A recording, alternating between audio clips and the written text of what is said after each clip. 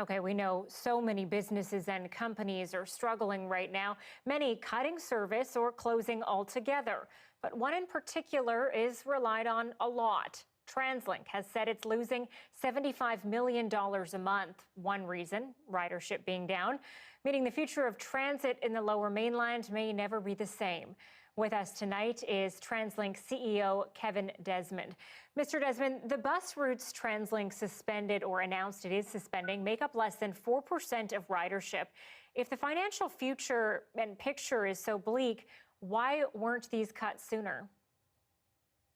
Well, first of all, thanks for having me on tonight. And indeed, we are unfortunately losing a significant amount of money because ridership is down a lot, about 83%, and gas tax revenue is down because people aren't driving.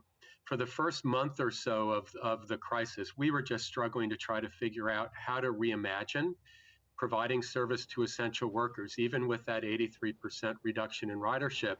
We estimate we're still transporting over 75,000 individuals a day on about 250,000 trips. And we had to reduce the capacity, the effective capacity of our buses before any service reductions by about 70%. A few weeks ago, we eliminated every other seat on the bus. We blocked off every other seat on the bus to help enforce social distancing, and we are trying to discourage standees on the bus. So right off the bat, these routes or our service was the effective capacity was reduced. We also then had to try to understand what the patterns of ridership are. We don't want to disenfranchise anybody. So these routes that were discontinued were suspended last week, and then the additional routes which would be suspended in the middle of May. Yes, they do in fact provide less ridership than other routes, and they can help save some money. But we needed to best understand where the patterns are.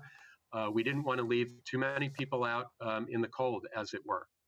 Well, I know TransLink has several big ticket projects on the docket. So how do you guarantee those projects like Broadway subway, Surrey SkyTrain extension, et cetera, will move forward given this financial picture? Well, look, I can't guarantee anybody anything at this point in time. We're about 6 weeks in this crisis. We have a long way to go. We estimate our revenue loss this year to be anywhere in the neighborhood of $600 to $700 million, and additional red ink next year as well. Right now, we're very much focused on how we can contain some of our spending, how we can work with partners to recover at least portions of those revenues.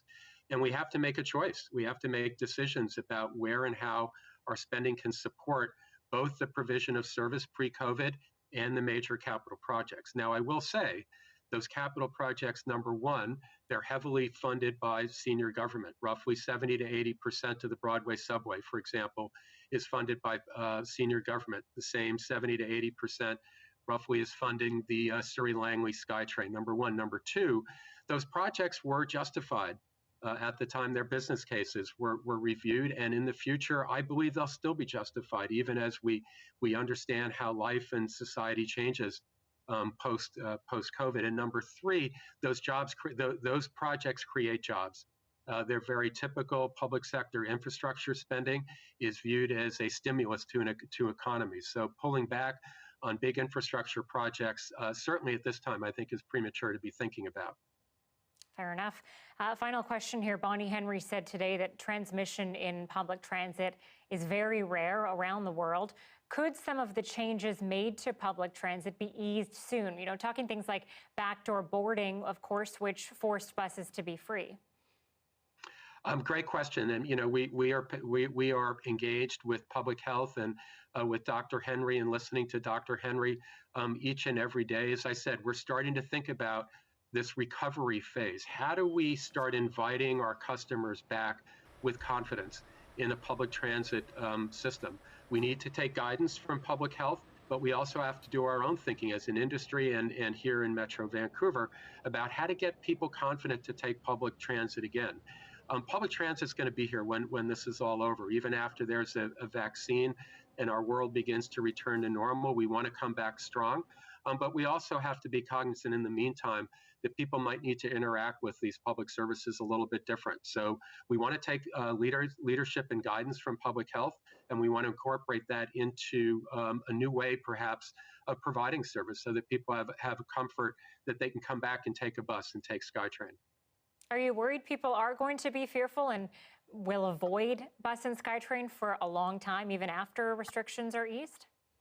Well, my colleagues throughout the world, this is what we're all thinking about, is how this crisis might change how people interact with public transit in major urban centers like Vancouver.